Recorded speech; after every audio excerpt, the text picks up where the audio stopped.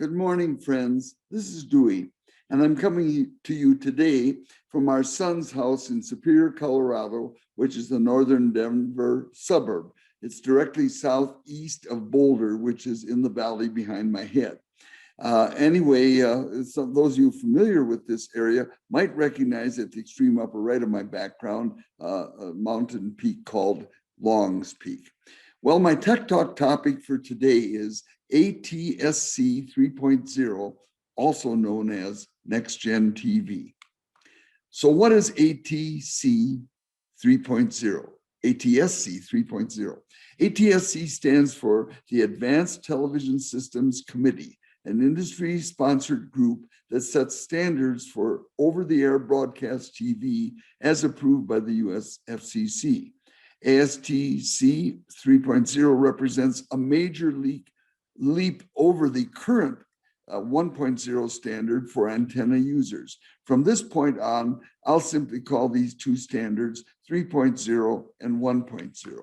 In January 2020, ATSC welcomed the news that the ITU, International Telecommunications Union, has adopted 3.0 as a recommended digital broadcast standard for the world, in effect, paving the way for countries around the world to evaluate and use the IP-based digital broadcast standard.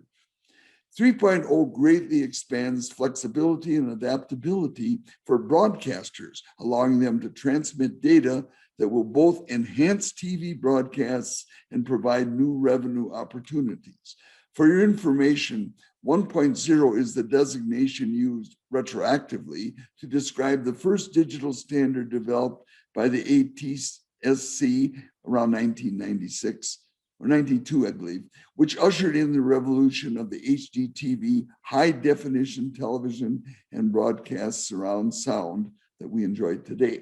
In Canada, broadcasters are not mandated by the CRTC, which is the Canadian Radio and Television Commission, to deliver 3.0. The same is true in the US. However, the FCC has partially subsidized and incentivized the adoption of 3.0, so it will be going forward in the US. And what is Next Gen TV? Next Gen TV is the ATSC's name used to promote the 3.0 standard worldwide. Next Gen's logo is shown at the right. 3.0 Next Gen TV's standards include Ultra HD 4K video, HDR, high dynamic range, high frame rates up to 120 hertz and more. Proponents also claim better TV reception indoors, and if the cellular industry approves, on your phone as well. Next Gen TV also provides consistent volume across channels, while Voice Plus dialogue enhancement allows one to hear all the voices clearly. It uses the same standard TV antennas available today, and Next Gen TV is free. Good news. Next Gen TV is incompatible, that's bad news, with tuners in present-day TV sets. Fortunately, three major TV manufacturers, LG, Samsung, and Sony, have been offering TVs that include a 3.0 standard tuner since 2020 and are expanding their offerings through 2021 and beyond. Most, if not all, new TVs in the future will have tuners that accommodate both the newer 3.0 and the present TV 1.0 standards for at least 5 years.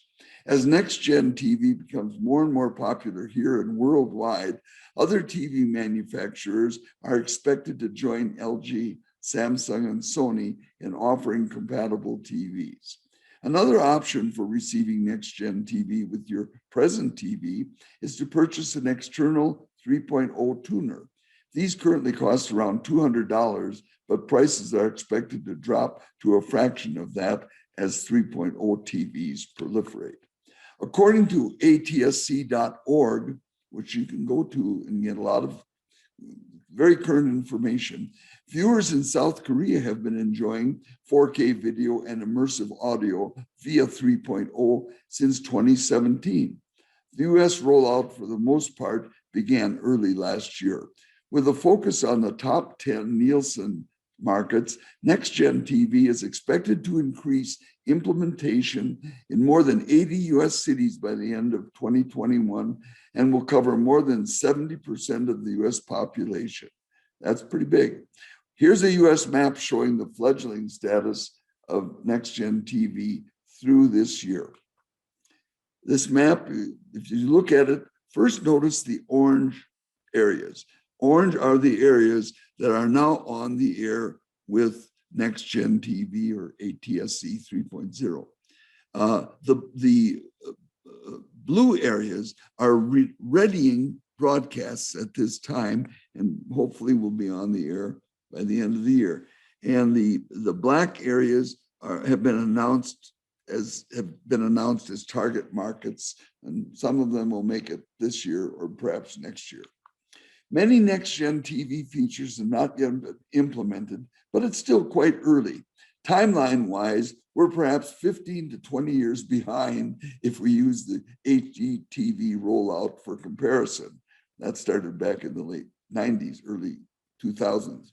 Those early days of HDTV were rocky at best and weren't seen by many people, thankfully. Also similar to those early HDTV broadcast days, there's very little content at Ultra HD 4K video resolution at this time. There's a potential downside to internet-based NextGen TV because TV broadcasters can track your viewing habits to gain information for targeted advertising, just like companies such as Google, Facebook, and Amazon do today. I'll be telling you more about that in part 2 of this presentation. Meanwhile, here's some other general information on HDTV. If you presently receive your TV from streaming, cable, or satellite, NextGen TV will affect you very little, if at all, perhaps mainly in TV subchannels. Transition to 3.0 standards by TV broadcast stations is voluntary, though many stations, as shown earlier on the US map, are already in process. Stations adding NextGen TV are required to continue broadcasting the older 1.0 TV for 5 years. How will NextGen TV work in your home? The simplest description is an antenna connected to your TV gets you better free TV, but that's selling NextGen TV way short.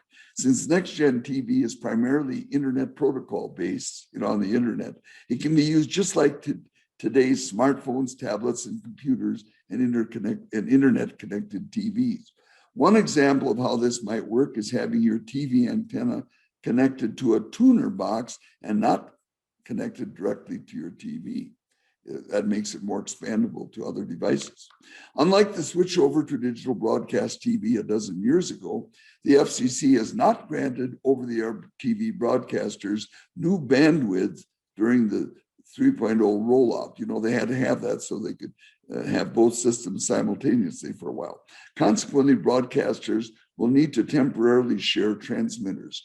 2 or more stations will combine to use one tower for 1.0 broadcasts and also combine to use another tower for the 3.0 NextGen broadcasts. Quality may suffer a bit, however, but it'll be temporary.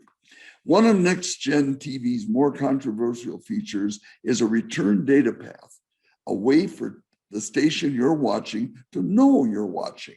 This creates the opportunity for every marketer's dream, targeted ads. Ah, yes, targeted ads. I'll be telling you more about that and other NextGen TV stuff in part 2 of this presentation next week. In the meantime, stay safe, have a great day, and we'll see you next week. And I'm sticking with it.